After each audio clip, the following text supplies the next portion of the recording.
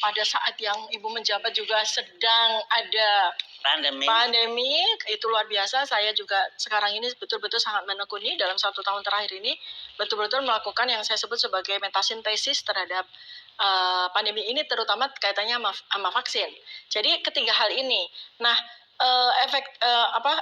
safety, kemudian efektivitas, dan bagaimana titer antibody itu kan didapatkan angka pertama itu adalah dari uji klinis fase 3. Uji klinis fase 3. Ya seperti di Bandung itu fase 3. Nah, jadi seharusnya nih kalau kita mau mengambil vaksin untuk kita pilih itu kita harus memilih vaksin mana yang sudah selesai uji klinis fase 3-nya.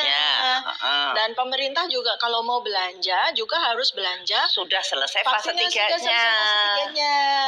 Nah, ini catatan penting ya kepada pilihan dari pemerintah. Ini saya bukan ingin menolak atau apa, saya bukan dokter yang anti vaksin ya Bu ya.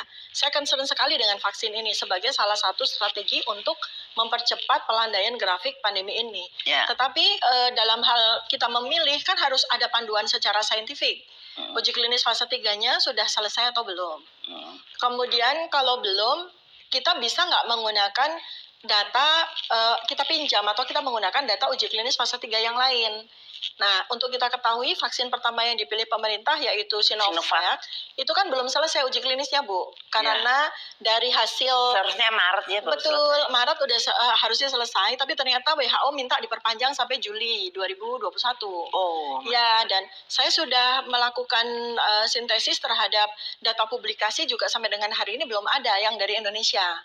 Nah, karena itu maka kita kalau memang mau pakai Sinovac, kita harus meminjam uji klinis fase 3 yang udah selesai. Yang di Brazil. Yaitu yang di Brazil. Dengan jumlah subjek yang cukup representatif kan Bu, 13.000 subjek. Hasilnya kan 50,4% efektivitasnya. Artinya berarti dari proporsi orang yang diberi vaksin itu akan ada orang sebanyak 50,4% yang terbangkitkan antibodinya, ada yang tidak. Kan konsekuensinya seperti itu. Iya.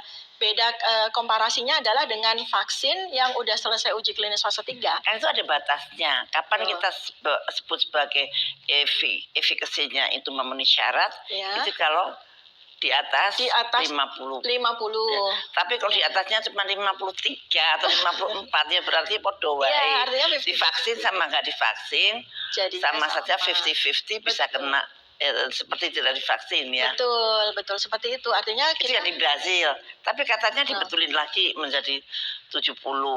Kalau di Brazil malah dibetulin lagi hasilnya malah 50,4%, Bu. Jadi dari interim pertama itu kan dia interim pertama itu dia mengannounce 70, sekian persen.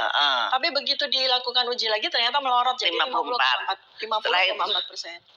Sekarang 50,4%. Berarti tidak efektif dong.